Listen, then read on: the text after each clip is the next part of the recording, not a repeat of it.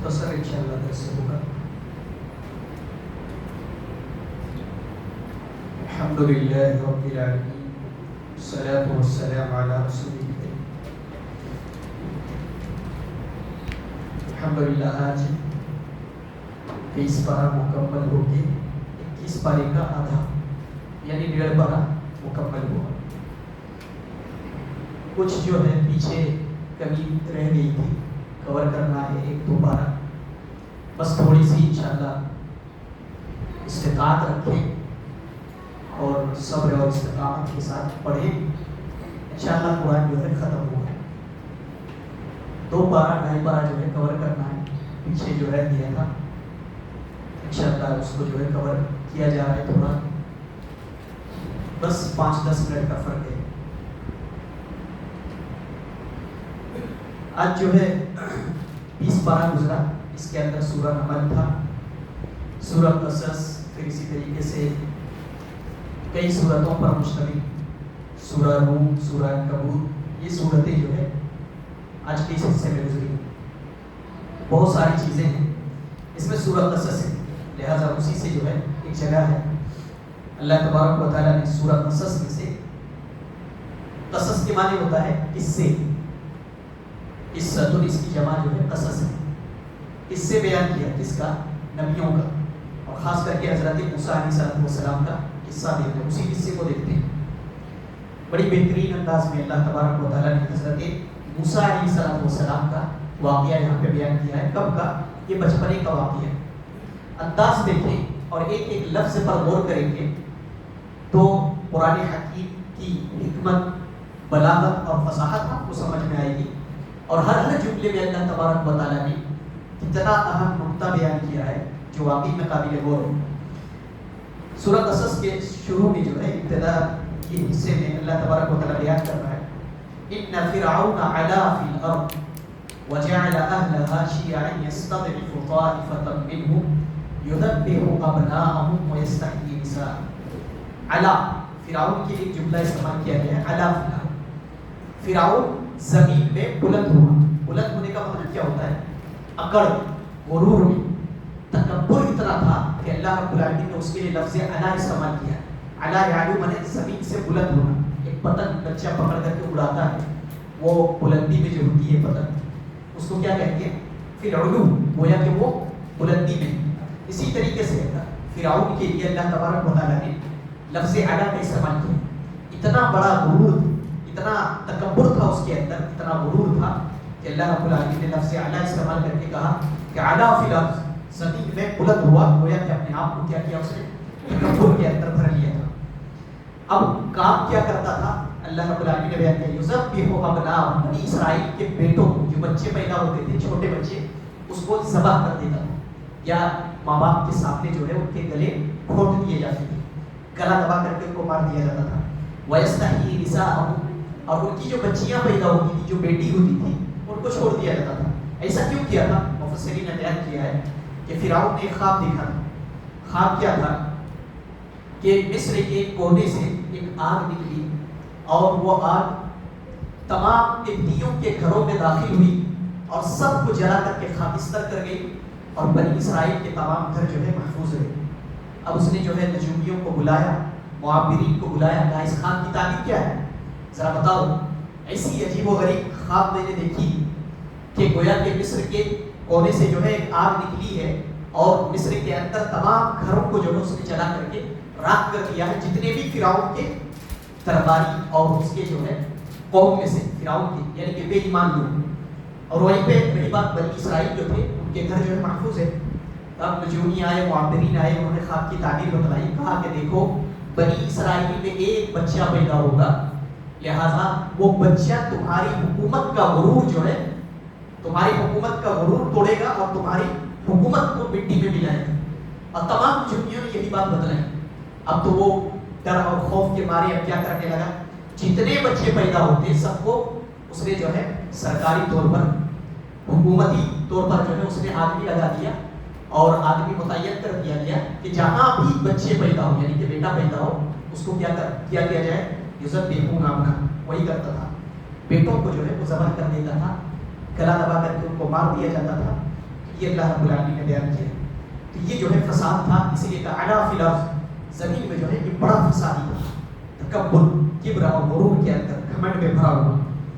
اب کیا ہوا کہ حضرت موسیٰ علیہ السلام پیدا ہوئے. مفسرین نے بیان کیا ہے ایسے کرتے کرتے بہت سارے بچے جو ہے زمین سے ختم ہو گئے. اب سارے مٹی جمع ہوئے، وہ پریشان ہوئے کہ اگر سارے بچے اسی طریقے سے مارے جائیں تو یہ خدمتیں کون کرے گا ہماری. جتنے بھی یعنی کہ نیچ والا کام تھا، جتنے بھی کچڑا اور اس طریقے سے جو ہے جو بیکار کے کام تھے وہ کون کرتے تھے؟ بنی اسرائیل. ان سے یہ جو خدمت لیا جاتا تھا. تو قبطیوں کو اب پریشانی ہوئی کہ سارے بچے اس طریقے سے آپ مار رہے ہیں، یہ کام کون کرے گا پھر اس کے بعد؟ تو اب یہ فیصلہ ہوا 1 سال کے بچے مارو، 1 سال کے بچے کو چھوڑ دو. اب یوں ہوا کہ حضرت ہارون علیہ السلام اس سال میں پیدا ہوئے جس میں بچوں کو چھوڑنے کا حکم تھا، لیکن حضرت موسیٰ علیہ السلام جو ہے اسی سال پیدا ہوئے جس میں مارنے کا حکم تھا. تو اب کیا ہوا؟ حضرت موسیٰ علیہ السلام پیدا ہو گئے. اب ان کی ماں جو ہے بہت ہی زیادہ ڈر گئی. وَأَوْحَيْنَا إِلَىٰ أُمِّ مُوسَىٰ أَنْ أَرْضِعِيهِ فَإِذَا خِفْتِ عَلَيْهِ فَأَلْقِيهِ فِي الْيَمِّ. تو اللہ تبارک و تعالیٰ نے ان کے دل میں جو ہے ایک بات ڈالی. یا اوحینا سے مراد، اگر اوحینا وحی کی نسبت اگر نبی کی طرف ہو تو وحی مراد ہوتی جو فرشتہ لے کر کے آتا ہے، لیکن وحی کی نسبت اگر غیر نبی کی طرف ہو، کسی عورت کی طرف، کسی بزرگ کی طرف، تو اس سے مراد کیا ہوتا ہے؟ الہام ہوتا ہے. دل کے اندر اللہ رب العالمین نے وہ بات ڈالی. تو حضرت موسیٰ علیہ السلام کی ماں جو ہے بہت زیادہ ڈری ہوئی تھی. تب کیا ہوا؟ اللہ تبارک و تعالیٰ نے یہ بات ڈالی، کہا کہ دیکھو اگر کوئی ایسے لوگ آئیں اور تمہیں خطرہ محسوس ہو یا تمہیں لگے کہ کوئی چیکنگ کے لیے آ رہا ہے تو کیا کرنا؟ القیہ فی الیم، بچے کو جو ہے صندوق میں ڈال کر کے اور دریا میں ڈال دینا. ایسے ہی کرتی تھی حضرت موسیٰ علیہ السلام کی ماں. لہٰذا اگر پتہ چلتا، کوئی بتاتا کہ دیکھو سرکاری یعنی کہ کوئی کارندے آ رہے ہیں یا سرکاری آفیسر آ رہے ہیں چیکنگ کے لیے، کیونکہ فرعون نے متعین کر کے رکھا تھا، تو جیسے ہی خطرہ محسوس ہوتا یہ ایک صندوق میں ڈال کر کے حضرت موسیٰ علیہ السلام کو دریا میں بہا دیتی تھی. ایک رسی تھی وہ باندھ دیا کرتی تھی. پھر ایک دن ایسا ہوا کہ اچانک سے ان کو خبر ملی کہ کوئی آ رہا ہے.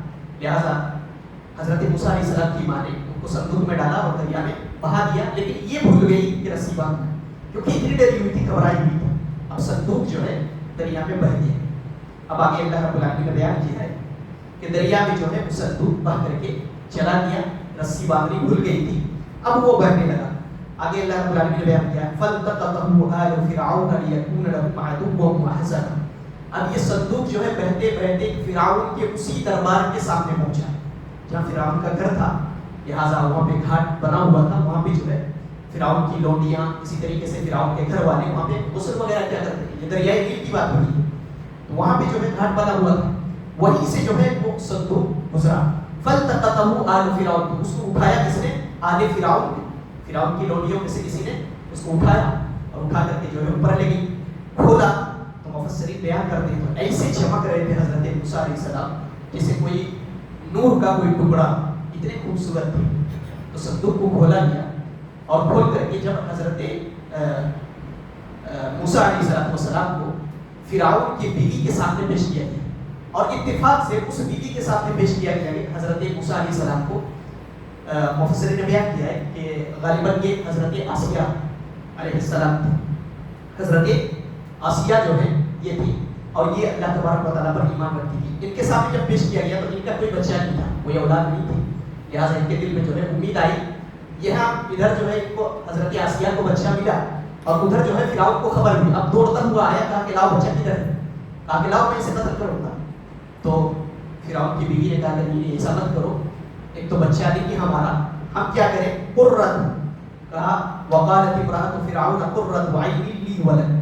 کہا کہ یہ بچہ ہے، اسے ہم اپنا بیٹا بنا لیتے ہیں، اس سے کیا ہوگا کہ ہماری آنکھوں کی ٹھنڈک بنے گا. لا تقتلوا، تم اسے قتل مت کرو. یعنی کہ ریکویسٹ کی انہوں نے.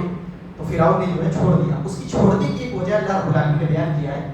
وہ چھوڑنے کی وجہ کیا تھی؟ القیت علیک محبۃ منی. مفسرین نے بیان کیا ہے کہ جو بھی حضرت موسیٰ علیہ السلام کو دیکھتا تھا دل میں محبت پیدا ہو جاتی تھی. جو بھی دیکھتا تھا، یہاں تک کہ فرعون کے دل میں بھی یہ چیز آ گئی. القیت علیک محبۃ منی. جو دیکھتا حضرت موسیٰ علیہ السلام کو، اتنے خوبصورت تھے اور اتنے جو ہے معصوم تھے حضرت موسیٰ علیہ السلام کہ دیکھتے ہی کیا ہوتا تھا؟ دل کے اندر محبت بیٹھ جاتی تھی. تو اللہ رب العالمین نے یہ احسان بھی جو ہے قرآن کے اندر بیان کیا. تو ادھر جو ہے فرعون کی بیوی نے اٹھایا. اب ادھر حضرت موسیٰ علیہ السلام کے ماں کی حالت بیان ہوتی ہے اب ان کی حالت کیا ہوئی؟ اصبح فؤاد ام موسیٰ فارغا، اب یہ جو ہے اتنی زیادہ ڈپریشن کے اندر چلی گئی کہ اللہ رب العالمین نے بیان فرمایا کہ حضرت موسیٰ علیہ السلام کی ماں کا دل فارغ ہو گیا. فارغ ہو گیا کیا مطلب ہے؟ خالی ہو گیا، یعنی کہ دل ایسے بیکار ہو گیا کہ سوچنے سمجھنے کی صلاحیت ختم ہو گئی تھی. اتنی زیادہ جو ہے یہ اذیت کے اندر تھی اور اپنے بچے کو لے کر کے اتنی ٹینشن کے اندر مبتلا تھی. ایسی کوئی تعبیر بیان نہیں کر سکتا جو قرآن میں بیان کیا ہے. اور یہ ماں ہی سمجھ سکتی ہے کہ اس کا بچہ اگر کہیں کسی خطرے میں پڑ جائے یا کسی خطرے میں چلا جائے تو وہ کیسی محسوس کرتی ہے. اسی احساس کو یہاں پہ قرآن میں جو ہے بیان کیا گیا ہے کہ حضرت موسیٰ علیہ السلام کی ماں کا دل فارغ ہو گیا. ان کانت لتبدی به لولا ربطنا علی قلبها، یہ چیز اللہ رب العالمین نے بیان کیا ہے کہ اتنی ڈری ہوئی تھی کہ وہ ظاہر کرنے والی تھی، جا کر کے فرعون کو بتانے والی تھی کہ یہ میرا بیٹا ہے، اور اگر بتا دیتی کہ یہ میرا بیٹا ہے تو حضرت موسیٰ علیہ السلام قتل کر دیے جاتے. یعنی اتنی زیادہ جو ہے وہ گھبرائی ہوئی تھی. تو اللہ رب العالمین کہتا ہے لولا ربطنا علیہا، اگر ان کے دل کو ہم باندھتے نہیں اور مضبوط نہیں کرتے تو یہ کیا کرتی، جا کر کے بتلا دیتی. تو کمزور دل کی ہوتی ہیں عورتیں، لہٰذا اپنے بچے کے تعلق سے جو ہے فکر تھی. تو اللہ رب العالمین کا اگر دل کو مضبوط نہ کیا ہوتا تو ان نے موسیٰ کیا کرتی، جا کر کے فرعون کو بتلا دیتی یہ میرا بچہ ہے، اور پھر معاملہ جو ہے بگڑ جاتا. لیکن اللہ رب العالمین نے ان کو قوت عطا فرمائی، ان کے دل کو باندھ دیا، مضبوطی عطا کی اور انہوں نے بتلایا. اب مزید آگے کیا ہوا؟ وقالت لأخته قصی، حضرت موسیٰ علیہ السلام کی بہن تھی جس کا نام مریم تھا، کہا صندوق چھوٹ گیا، اب جاؤ اس کے پیچھے پیچھے دیکھو یہ صندوق کہاں جاتا ہے. تو مریم جو تھی حضرت موسیٰ علیہ السلام کی بہن، وہ پیچھے پیچھے جو ہے صندوق کے چل رہی تھی اور دیکھا کہ فرعون کے دربار میں پہنچا، وہاں سے اس کو اٹھا کر کے اور اندر لے جایا گیا. تو وہ پیچھے پیچھے وہاں تک پہنچی، فرعون کے دربار تک پہنچی، کسی کو پتہ نہیں تھا یہ کون ہے، لہٰذا وہاں پہنچی. تو اب وہاں پہ ایک معاملہ کیا ہوا؟ اللہ رب العالمین نے بیان فرمایا حرمنا علیہ المراضع، اب دودھ پلانے کے لیے کوئی بھی عورت آ رہی ہے تو کسی کا دودھ حضرت موسیٰ علیہ السلام نہیں پی ہے، کیونکہ حرام کر دیا تھا اللہ رب العالمین. حرمنا کا لفظ استعمال ہوا ہے کہ حضرت موسیٰ علیہ السلام کے تعلق سے اللہ کی حکمت دیکھیں کہ کس کس طریقے سے اللہ تبارک و تعالیٰ حضرت موسیٰ علیہ السلام کو بچایا. تمام جتنی بھی عورتیں تھیں سبوں نے جو ہے دودھ پلانے کی کوشش کی لیکن کسی کا نہیں کیا. اب خوب جو ہے چلا رہے ہیں حضرت موسیٰ علیہ السلام. آپ کو تو پتہ ہے کہ چھوٹا بچہ اگر رونے لگے تو پورے محلے کی نیندیں خراب ہو جاتی ہیں، خوب جو ہے رو رہے ہیں حضرت موسیٰ علیہ السلام. تو یہ حضرت موسیٰ علیہ السلام کی بہن وہی تھی، لہٰذا بڑی جو ہے ہوشیار تھی، یعنی کہ عقل والی. کہا کہ دیکھو ایک عورت کا میں پتہ بتلانے جا رہی ہوں، اگر آپ چاہو تو میں ایسی عورت کا پتہ بتا سکتی ہوں جو اسے دودھ پلا سکتی ہے. تو لوگوں کو جو شک ہوا تمہیں کیسے پتہ یہ عورت کون ہے؟ کہنے لگی کہ هل ادلکم علی اہل بیت یکفلونہ، کیا میں تمہیں ایک ایسی عورت کا پتہ نہیں بتلا دوں؟ لیکن ان کو وہ ہوشیار تھی، لہٰذا اپنی یعنی کہ طرز تکلف سے جو ہے ان کو منع کیا. کہا کہ نہیں ایسا نہیں ہے، میں اسے جانتی نہیں ہوں، لیکن بس اپنے یعنی کہ اجتہاد سے میں یہ بتا رہی ہوں کہ شاید ایک عورت ہے کہ اگر وہ دودھ پلائے تو شاید پی لیتی. پھر حضرت موسیٰ علیہ السلام کی ماں کو ہی بلایا گیا، وہ آئی دودھ پلائے تو حضرت موسیٰ علیہ السلام پینے لگے. لہٰذا اب ان کو جو ہے اطمینان ہوا. اب کہا کہ دیکھو تم ہی دودھ پلاؤ. کہا کہ نہیں میں روزانہ یہاں آ جا کر کے پلا نہیں سکتی حضرت موسیٰ علیہ السلام کی ماں. تو ان کو جو ہے وظیفہ دیا جانے لگا، کہاں سے؟ فرعون کی طرف سے، اور پلانے لگی دودھ کون؟ ان کی ماں. تو اللہ تبارک و تعالیٰ کی حکمت دیکھیں کہاں کہاں سے اب کفالت جو ہے فرعون کرنے لگا اور دودھ کون پلا رہی ہے؟ ان کی ماں. حضرت موسیٰ علیہ السلام واپس پلٹ کر کے اپنے ماں کی طرف آ گئی. یہی بات اللہ رب العالمین نے شروع میں کی تھی کہ فَإِذَا خِفْتِ عَلَيْهِ فَأَلْقِيهِ فِي الْيَمِّ إِنَّا رَادُّوهُ إِلَيْكِ، میں جو ہے یہ بچہ تمہاری طرف واپس لوٹا دوں گا، تم ڈرو نہیں، غم نہیں کرو. تو کس طریقے سے اللہ رب العالمین نے حضرت موسیٰ علیہ السلام کو ان کی ماں کی طرف واپس لوٹایا. تو یہ اللہ تبارک و تعالیٰ نے یہاں بھی یہ واقعہ بیان کیا ہے. لہٰذا حضرت موسیٰ علیہ السلام کو جس نے بیٹا بنایا تھا وہ حضرت آسیہ تھی کہ اللہ پر ایمان رکھتی تھی. اس سے مفسرین نے بیان کیا ہے کہ فرعون کے گھر میں حضرت آسیہ ایمان والی تھی. آپ اندازہ لگائیے اتنا بڑا ظالم ہے جو کہتا تھا انا ربکم الاعلی، میں سب سے بڑا رب.